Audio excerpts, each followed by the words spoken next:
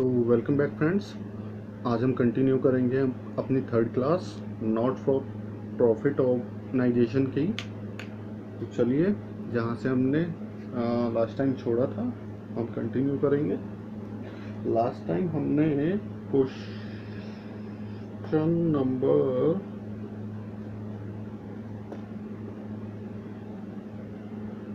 कौन सा क्वेश्चन था लास्ट टाइम, चलिए वो देखते हैं। अभी आज हम स्टार्ट करेंगे नॉट फॉर प्रॉफिट ऑर्गेनाइजेशन के अंदर फंड बेस अकाउंटिंग। आपने सुना होगा फंड बेस अकाउंटिंग एक पार्ट है इसका। तो ये होता क्या है एक्चुअली में, फंड बेस अकाउंटिंग के अंदर जो एनपीओज होते हैं वो एक स्पेसिफिक फंड मेंटेन करते हैं।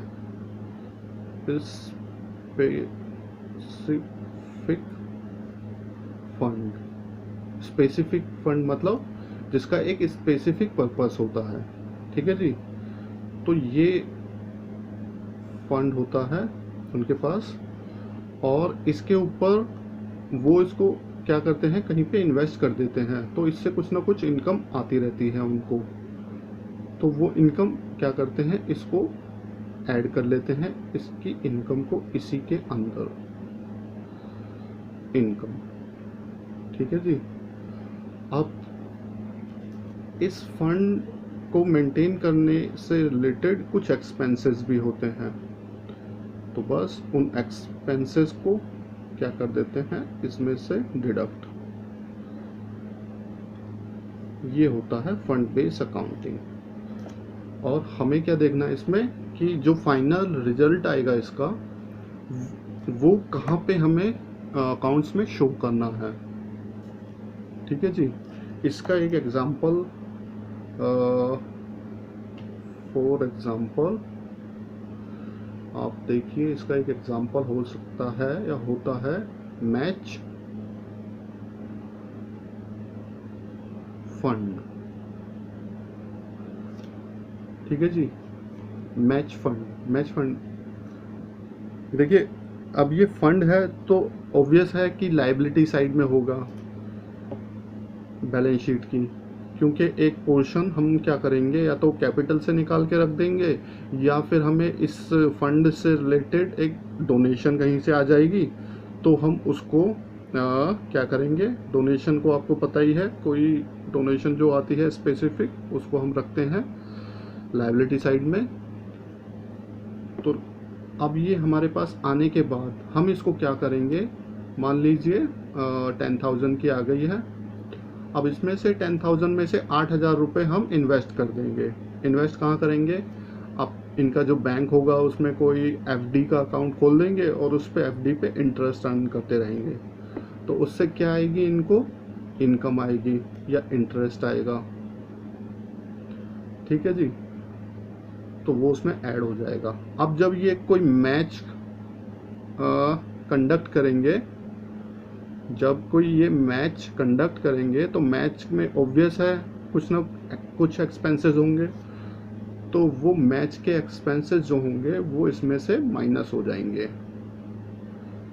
एक्सपेंसेस, ठीक है। मान लीजिए इंटरेस्ट हो गया अपना 1,000 रुपये। अभी मैंने बताया था कि इस मैच फंड को के कुछ अमाउंट को हम इन्वेस्ट कर देंगे या पूरा इन्वेस्ट कर सकते हैं, तो वो वाला पार्ट अलग है। अभी हम सिर्फ मैच फंड की बात कर रहे हैं, उसके ऊपर जो इनकम होगी इंटरेस्ट, और उसमें जो एक्सपेंस होंगे वो माइनस कर देंगे।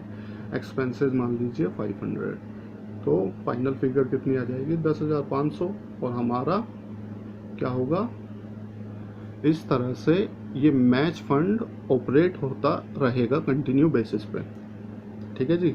ये होता है। अब थोड़ा सा मैं इसको जो मैंने लिखा है उसको एक्सप्लेन कर देता हूँ और क्लियर हो जाएगा आपको।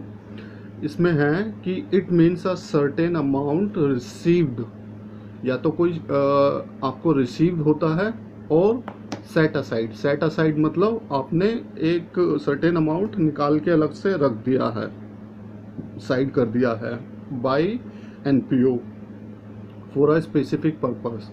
तो उसका कोई स्पेसिफिक पर्पस होता है, उसके लिए इन्होंने अमाउंट को एक साइड कर दिया है, या फिर स्पेसिफिक पर्पस के लिए ही वो रिसीव हुआ है। ठीक है जी। जैसे कि यहाँ पे बताया था मैंने match fund, any income arising on this fund.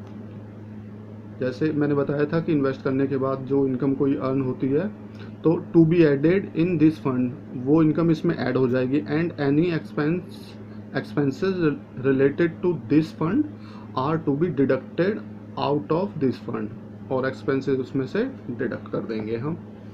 अभी यही बताया मैंने आपको।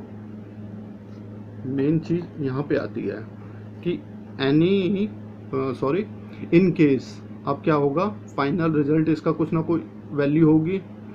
इन केस फाइनल अमाउंट, यानी कि that is fund plus income on it, fund के ऊपर कोई इनकम वो ऐड करके minus expenses related to it, उसमें से जो एक्सपेंसेस होंगे वो माइनस करके रिजल्ट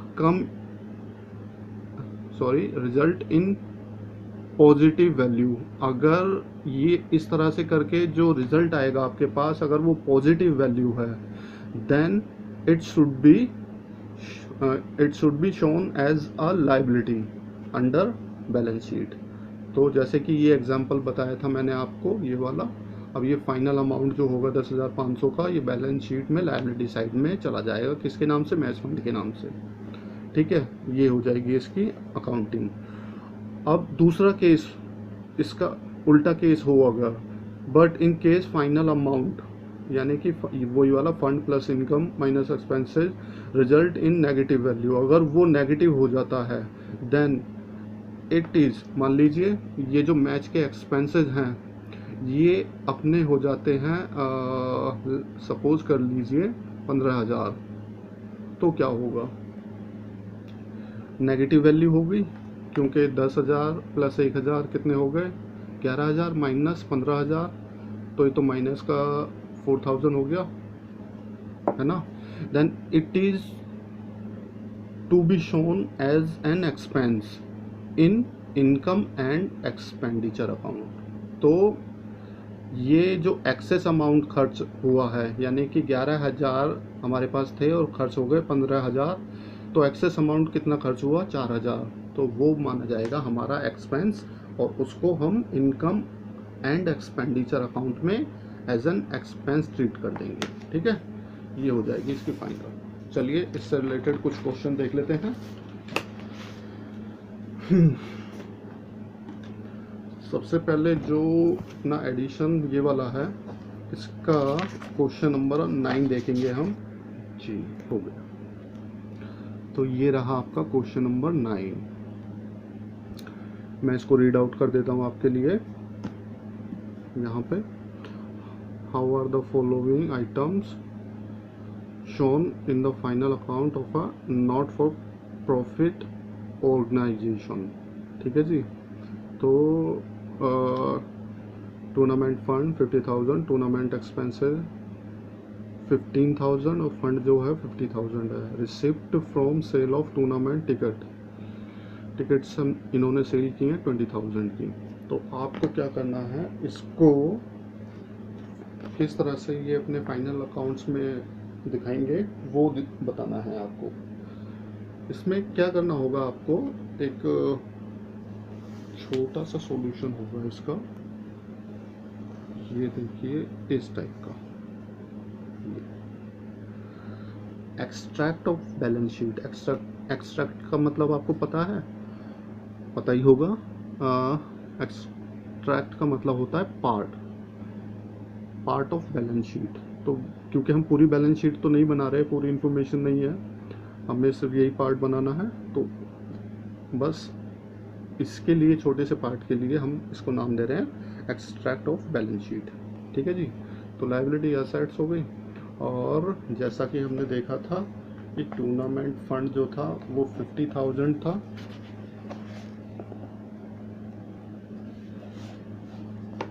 टूर्नामेंट फंड जो है इसमें 50,000 है। ठीक है जी, वो आगे यहाँ पे इसमें ऐड कर देंगे receipt from sale of tickets 20,000 है ये, 50 एंड 20 70,000, और लेस कर देंगे टूर्नामेंट एक्सपेंसेस 15,000। अब प्रेजेंटेशन से रिलेटेड बातें, प्रेजेंटेशन में आप ध्यान रखेंगे कि यहाँ पे ऐड की जगह ऐड का प्लस का साइन मत लगाइएगा, वो प्रेजेंटेशन ठीक नहीं होती है, ठीक है। और यहाँ पे भी ऐसा माइनस मत लगाइएगा, लेस लिखना है आपको और ऐड लिखना है, नंबर 1। नंबर 2, सबसे पहले हमेशा इस तरह की प्रेजेंटेशन में कुछ आइटम ऐड होंगे और कुछ आइटम लेस होंगे, तो आपको पहले ऐड वाले आइटम दिखाने हैं और लेस वाले आइटम उसके बाद दिखाने हैं। ऐड वाले दिखाने के बाद जो हो सकता है 2 आइटम हो फंड से रिलेटेड, तो दोनों आइटम को एक साथ ऐड कर लेंगे, मतलब पहली बार लिख दिया और उसके नीचे एक और बार ऐड किया, फिर इसका टोटल कर लिया, और फिर उसमें से जो उसका एक्सपेंस होगा या फिर जो भी माइनस की वैल्यू होगी रिलेटेड, वो माइनस करके इस तरह से दिखाएंगे। ये प्रेजेंटेशन आप रखना हमेशा, तो इस तरह की प्रेजेंटेशन से ही अच्छे मार्क्स होते हैं, ठीक है जी। चलिए, प्रेजेंटेशन आपने देख ली, सॉल्यूशन आपने देख लिया। आप अगर इसमें कोई डाउट हो तो पूछ सकते हैं, आगे हम चलेंगे। अच्छा, आपके लिए क्वेश्चन है कि जो बैलेंस शीट होती है उसको हमेशा ऐसा क्यों दिखाते हैं एज एट, वो balance sheet for the year ended 31 मार्च क्यों नहीं दिखाते हैं? तो ये क्वेश्चन का आंसर आप यहाँ पे वीडियो के अंदर जो आई आपको दिखेगा राइट साइड में, उसमें आप बता सकते हैं कि आपका क्या आंसर है। बाकी आपको इसका आंसर कमेंट्स में मिल जाएगा। चलिए, इसके बाद चलते हैं हम अगले क्वेश्चन की तरफ, जो है हमारा क्वेश्चन नंबर 11। नेक्स्ट पेज पर है, ये रहा question number 11। How the following items for the year ended 31st March 2019 will be presented in the financial statement of ASCO Club? ठीक है जी। और देखिए, ये CBSE 2000 अभी पिछले साल ही आया हुआ है क्वेश्चन, ठीक है। तो इसमें दिया हुआ है टूर्नामेंट फंड 1,50,000 और टूर्नामेंट फंड की investment 1,50,000, income from tournament fund investment 18,000 और टूर्नामेंट के एक्सपेंसेस 12,000। अब इसमें एडिशनल इन्फॉर्मेशन में दिया हुआ है कि interest accrued on tournament fund investment 6,000, ठीक है जी। तो अब आपको इसको क्या करना है, सॉल्व करके दिखाना है। चलिए, वीडियो को पॉज करके आप सॉल्व कर लेना और फिर अपना आंसर टैली कर लेना। मैं आपको आंसर दिखा देता हूँ। अपना आंसर है ये इसका,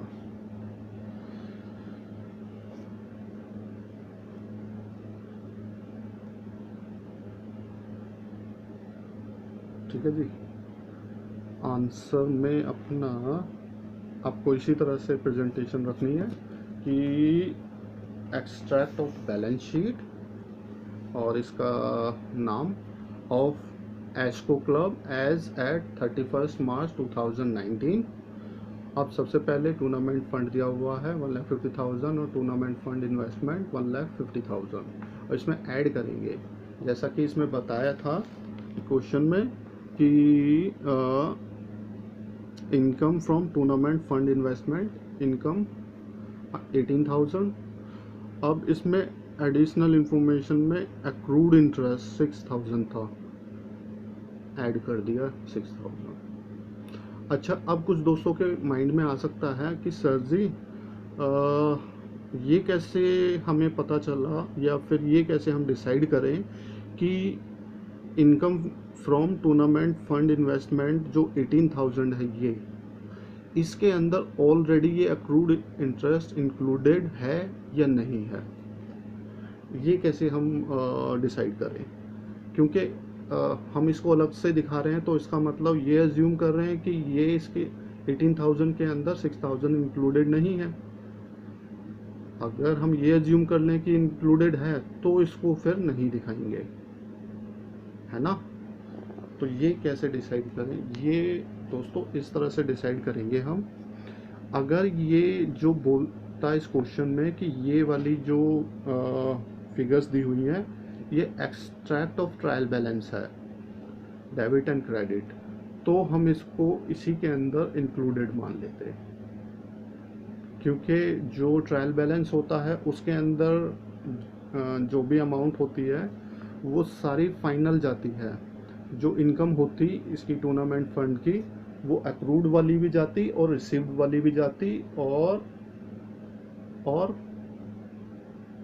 हाँ दोनों तरह की जाती, ठीक है।